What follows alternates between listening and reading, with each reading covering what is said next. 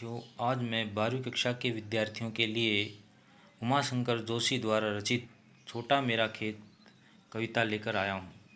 इससे पहले आप मेरी इस वीडियो को लाइक और सब्सक्राइब भी कर लें और वीडियो के अंत में अपना कीमती सुझाव भी देना न भूलें, ताकि मैं आपके लिए और भी अच्छे अच्छे वीडियो ला सकूँ।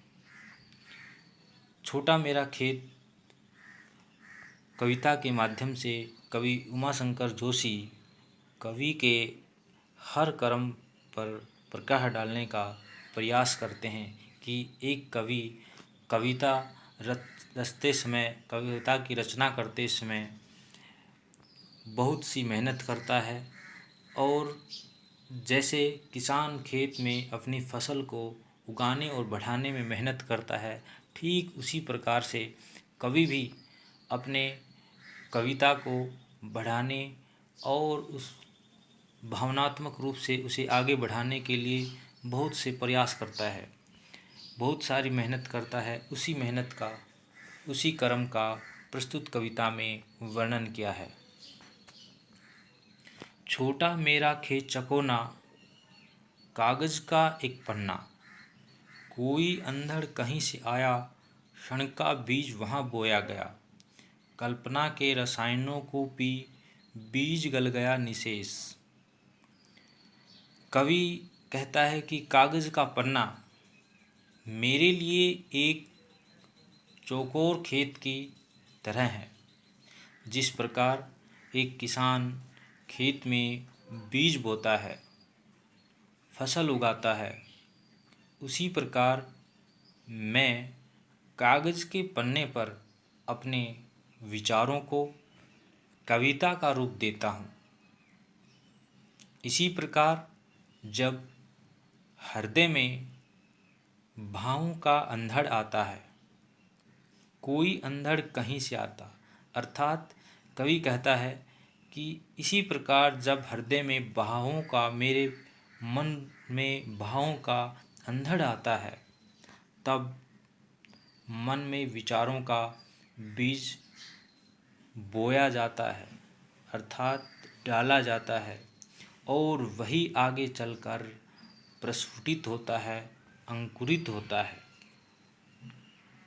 अभिव्यक्ति का यह बीज कल्पना रूपी रसायन अर्थात खाद, जिस प्रकार किसान अपने बीज को उगाने के लिए खाद डालता है, उसी प्रकार से कवि भी भावना रूपी भावना रूपी जो उसके पास अभिव्यक्ति रूपी ये बीज था, वो अपने भाव रूपी जो रसायन है उसको डाल करके वो जो बीज है वो विकसित हो जाता है। अर्थात हम कह सकते हैं कि अभिव्यक्ति का ये बीज कल्पना रूपी रसायनों को पीकर विकसित हो जाता है। विकास की इस प्रक्रिया में यह विचार रूपी बीज गल जाता है और उसका अस्तित्व पूर्ण रूप से मिट जाता है। अर्थात कल्पना के रसायनों को पी बीज गल गया निशेष। अर्थात हम कह सकते हैं कि बीज का अस्तित्व पूरी तरह से मिटने के बाद, अर्थात बीज के गलने के बाद में उस पर अंकुर प्रस्फुटित होते हैं, अंकुर जन्म लेते हैं। पल्लव पुष्पों से नमित हुआ विशेष, जब शब्द से शब्द रूपी अंकुर फूटने लगते हैं और इस तरह से बढ़ते बढ़ते रचना रूपी जो फसल है वो पूर्ण रूप से विकसित हो जाती है। अंततः अर्थात रचना एक संपूर्ण स्वरूप धारण कर लेती है। झूमने लगे फल रस अलौकिक, अमृत धाराएं फूटती, रोपाई क्षण की, कटाई अनंतता की, लुटते रहने से जरा भी नहीं कम होती, रस का अक्षय पात्र सदा का, छोटा मेरा खेत चकोना। अक्षय अर्थात अक्षय पात्र अर्थात कभी खत्म न होने वाला, अनंतता अर्थात बहुत समय तक, नमित अर्थात झुका हुआ, पल्लव पुष्पों से नमित हुआ विशेष। झूमने लगे फल रस अलौकिक, अर्थात कवि कहता है कि जो भाव रूपी रसायन को पीकर जो छोटा पौधा प्रस्फुटित हुआ था वो अब झूमने लगा है, उस पर फल भी लगने लगे हैं, उसमें रस समा जाता है और रस की अमृत धाराएं फूटने लग जाती हैं। ठीक उसी प्रकार से कवि की रचना भी, कवि की जो साहित्यिक रचना भी है, संपूर्ण कवि की जो साहित्यिक रचना है उसके पूर्ण होने पर भी उसमें अलौकिक अमृत धाराएं फूटती हैं।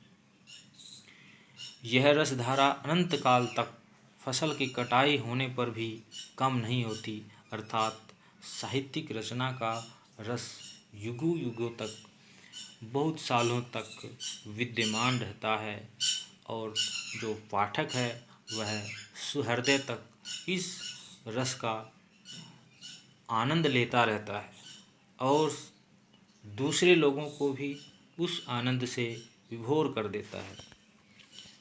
आइए अब हम इस कविता में प्रमुख बातों को जान लेते हैं। प्रस्तुत कविता में खड़ी बोली का प्रयोग हुआ है, आम बोलचाल की भाषा के रूप में शब्दों का प्रयोग किया गया है, पल्लव पुष्पों में अनुप्रास अलंकार है, कवि की कल्पना शक्ति का अनुपम प्रयोग किया गया है और बहुत कम शब्दों में बहुत बड़ी बात को प्रस्तुत कविता में समझाया गया है।